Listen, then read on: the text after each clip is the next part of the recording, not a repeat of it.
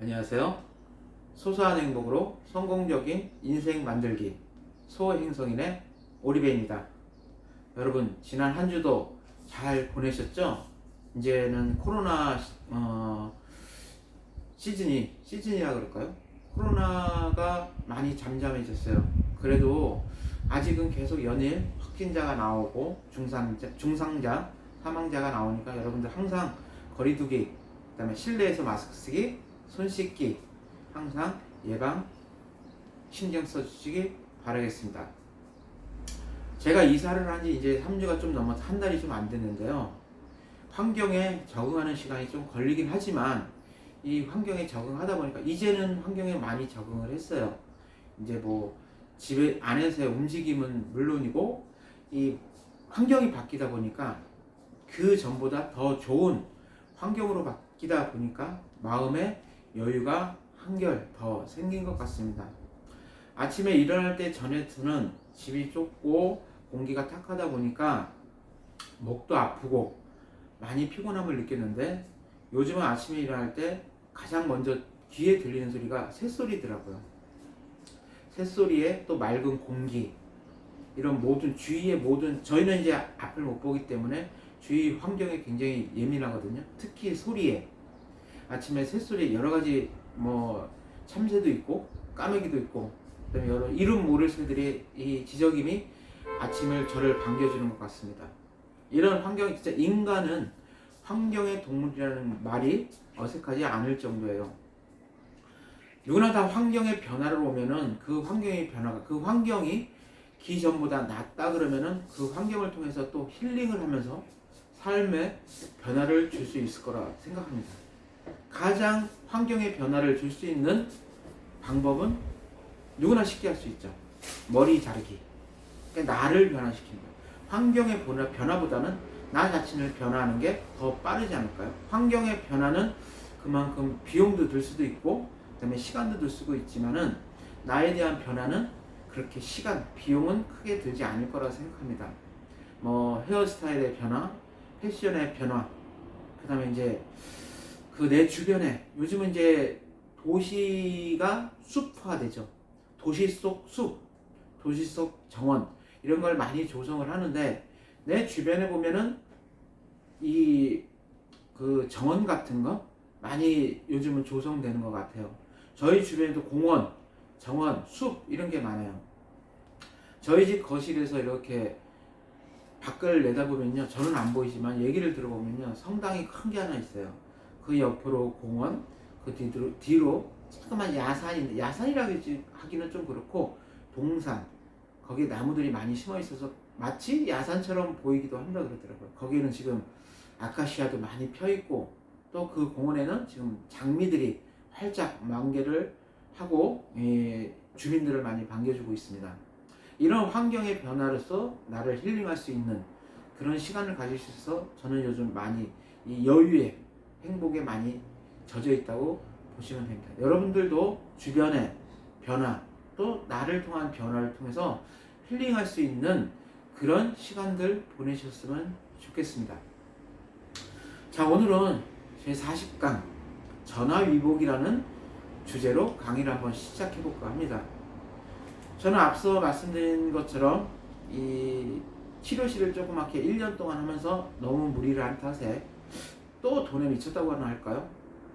너무 의욕이 강하고 욕심이 거기에 덧붙어지니까 몸이 망가지는 걸 또 망각해버립니다. 그래서 오십견이라는 병을 얻어요. 병이라기보다는요, 오십견은 증세예요, 증세. 병보다는 만성적으로 또는 급성적으로 오는 증세인데, 이 오십견에 다른 말이 있어요. 그러니까 말 그대로 그 해석을 하면은 오십견, 50대 오는 어깨 증후군. 말 그대로 증후군이에요. 병이 아니에요. 50대 오는 그 어깨 증세인데 대부분이 50대 만성적으로 이게 어깨 주위에 많이 이 피로가 쌓여서 어깨 주위에 석회화가 되는 거예요. 그래서 굳으면서 가동 범위를 제한하는 거죠. 우리 몸에서 유일하게 360도 회전되는 거는 어깨밖에 없어요. 손목은 물론 발목, 목, 허리 다 관절 부위에 보면 360도까지는 회전이 안 돼요. 360도까지 회전되는 오로지 어깨밖에 없기 때문에 그만큼 근육이 많이 붙고 그만큼 활동을 많이 합니다. 하루에 보통 어깨를 사용하는 그 횟수가 최소 5,000번이에요. 양치질 할 때, 살림할 때, 일할 때, 청소할 때, 모든 일할 때 어깨를 안 쓰는 게 없죠. 이처럼 어깨는 우리 몸의 가장 부지런한 일꾼이라고 보시면 됩니다. 이 오십견의 다른 병명들이 있어요. 어떤 이 별명이 있냐면은 동결견, 얼어붙은 어깨, 또는 견완 증후군. 경이 목경자에 견은 어깨견, 완은 팔뚝 완자를 써요. 그래서 목, 어깨, 팔뚝이 굳어서 생기는 증세. 그 다음에 견관절 주의염, 또는 갑자기 생각했는데 어쨌든 이 어깨 주변의 모든 증세를 이 병원에서는 오십견으로 판정을 합니다. 사실 이 오십견 자체가 치료가 굉장히 힘들어요. 저도 이 오십견을 경험하면서 병원에서 물리치료를 받고 그 다음에 약도 먹어보고 그 다음에 한의원도 가봐서 침도 맞고 여러 가지 방법을 써봤는데 치료가 안 되더라고요. 그래서 집에서 쉬면서 이 열심히 오십견 치료를 받기도 여기저기 다는데 이 조짐이 없어요. 나아질. 근데 마침 그때 이 제가 속해 있는 시각장애인 그 강남지부라는 곳이 있어요. 강남지부에서 시각장애인들을 이렇게 대상으로 교육을 시키는 데가 있는데 거기서 근육학, 그 영어로는 MPS, 그러니까 근막 통증 증후군, 이 학문을 많이 쓰는 데가 통증 클리닉이라고 그러더라고요. 그래서 교육이 있더라고요. 그게 6개월 코스예요. 일주일에 2번 정도 가서 배우는데, 그럼 이참에 엎어진 김에 쉬어가자는 식으로 저는 이 강의를 듣습니다. 지하철을 타고 이제 도우미하고 가서 강의를 듣는데, 맨 처음에 이것저것 이제 강의를 듣죠. 각 근육에 대해서 공부를 하는 거예요. 근육의 이 통증을 어떻게 없애는지 이런 걸 이제 배우는 건데, 마침 오십견 치료하는 것도 그 과정에 들어가 있어요. 저는 자청해서 마루타가 됩니다. 제 어깨가 대표면이었거든요. 오십견 증세 자체가 일단 이렇게 90도 이상 팔이 안 올라가요. 그리고 이거 선서 이것도 안 되고, 뒤로 열중샷 자세도 안 되고, 손이 이렇게 뒤로 해서 반대쪽 귀까지 올라가지도 않습니다. 그러니까 생활의 모든 팔을 이용하는 것들이 안 된다고 보시면 돼요. 제가 어느 정도 심했냐면요, 길거리 지나가다가 저보다 작은 마른 여성분이 가다가 어깨로 저를 톡 이렇게 쳤어요. 그냥 말 그대로 톡. 근데도 이 찢어지는 통증, 어깨가 바로 주저앉아 버리더라고요. 근데 그 여성분은 살짝 스친 건데도 왜 저럴까 하고 뒤를 쳐다보기도 하더라고요. 근데 그만큼 통증이 강했어요. 심지어는 자다가 자세를 딱 고정해서 자야 되거든요. 조금만 움직여도 통증이 있어요. 30분 이상을 못 자요. 사람이 누워서 똑바로 자지는 않잖아요. 자다 보면 뒤치기고 그러다 보면 통증이 옵니다. 그러면은 그 통증 때문에 자다가 일어나서 어깨부터 울어요. 얼마나 아프면. 가장 오십견일 때 서러웠던 적이 언제냐면, 화장실에서 볼일 보고 뒤처리. 손이 뒤로 안 가요. 그리고 심지어는 뒷주머니에 지가 꽂아 있는 것도 손이 안 돌아갈 정도.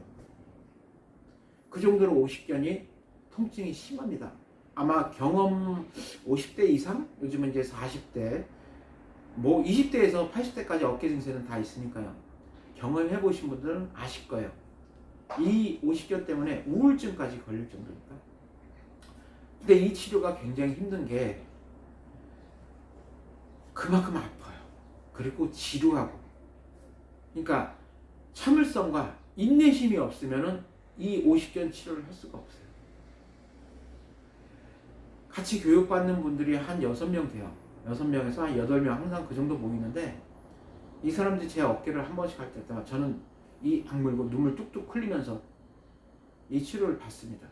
그렇게 치료를 받지 않으면은 이게 이 치료될 수가 없어요. 특히 이 어깨 앞쪽 그리고 어깨 뒤쪽 회전근이 많아요.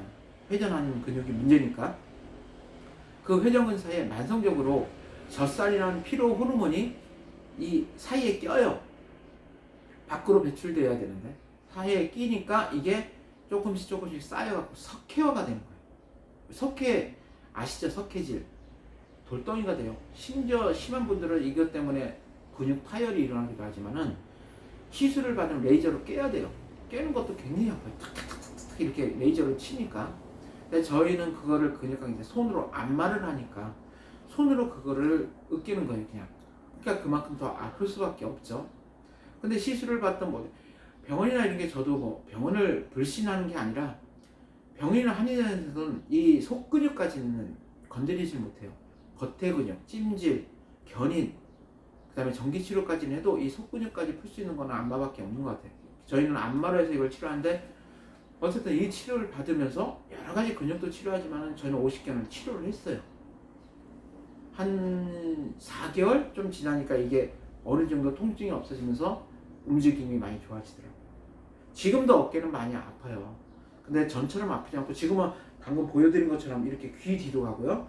그 다음에 팔도 올라가고 90도 이상 올라가고 팔 뒤로도 충분히 올라갑니다. 이 정도로 치료가 힘들지만은 충분히 치료가 가능해요. 그래서 지금은 저희는 제가 치료실 하면서 전문적으로 하는 게 50견 치료예요. 항상 주의를 해요. 손님들한테 인내심과 참을성 없으면 치료 못하는 거니까 그 정도는 각오하시고 각오 못하시면 아예 손을 대지 마시라고 그래요.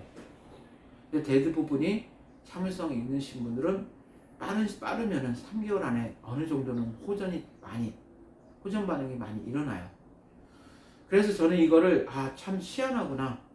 그래서 6개월 더 제 강의를 재청강을 합니다. 그래서 이 50견 치료에 대해서 확실하게 이 방법을 알게 돼요. 그러고 나서 이 어깨가 치료되니까 이제 또 기술을 묵힐 수는 없기 때문에 조금씩 출장 안마를 해요. 전화를 해서 부르면은 거기까지 가서. 근데 이걸 하다 보니까 출장 안마는 보통 6만원에서 그때 8만원 정도 했는데 왔다 갔다 차비 시간 치면은 너무 비효율적이라 한 3시간을 잡아요. 이 안마하는데. 근데 비용은 1시간 비용밖에 안 되니까 안 되겠다 하면서 고민하고 있는데 마침 그 기회가 온 거예요. 주변에 아는 분이 집 주변에서 안마 치료실을 하시더라고요. 근데 그분이 몸이 안 좋아지는 바람에 그분이 저를 잘 아니까 저한테 제의를 하더라고요. 집도 가까운 거기 치료실 한번 해볼래? 그래서 저는 솔깃해갖고 가서 보니까 집하고 걸어서 한 5분에서 10분 거리밖에 안 돼요. 그리고 역하고 가깝고 입지 조건이 괜찮더라고요. 그래서 저는 이렇게 그분과 그 계약을 하고 여기서부터 또 안마로서 다시 일을 시작하게 됩니다. 여러분 7.8기라는 말 아시죠? 그리고 전화위복. 전화위복이라는 위기를 기회로 바꾸는 겁니다. 위기가 왔을 때 그거를 기회로 잡는 걸 전화위복이라고 그러죠. 이 전화위복, 그러니까 위기를 기회를 잡을 수 있을 때 가장 중요한 게 힘이에요. 그 힘을 뒷받침해 주는 건 저는 3가지라고 생각합니다. 첫째, 경험. 수많은 경험이 있어요. 그 경험에서 나오는 그 힘. 둘째, 의지예요. 내가 하고자 하는 의지. 넘어지면 일어서야겠다는 의지. 실패했으면 다시 도전해야 되겠다는 의지. 또 마지막이 믿음입니다. 그게 바로 나에 대한 믿음이에요. 할 수 있다라는, 나는 할 수 있다라는 그 믿음의 힘. 이 3가지 힘이 합쳐지면은 언제든지 다시 일어날 수 있는 힘이 생기는 겁니다. 가장 이제 지금 자녀를 키우시는 분들한테 제가 부탁드리고 싶은 건 하나예요. 지금 한 가지 하는 것보다 여러 가지 경험을 시켜보세요.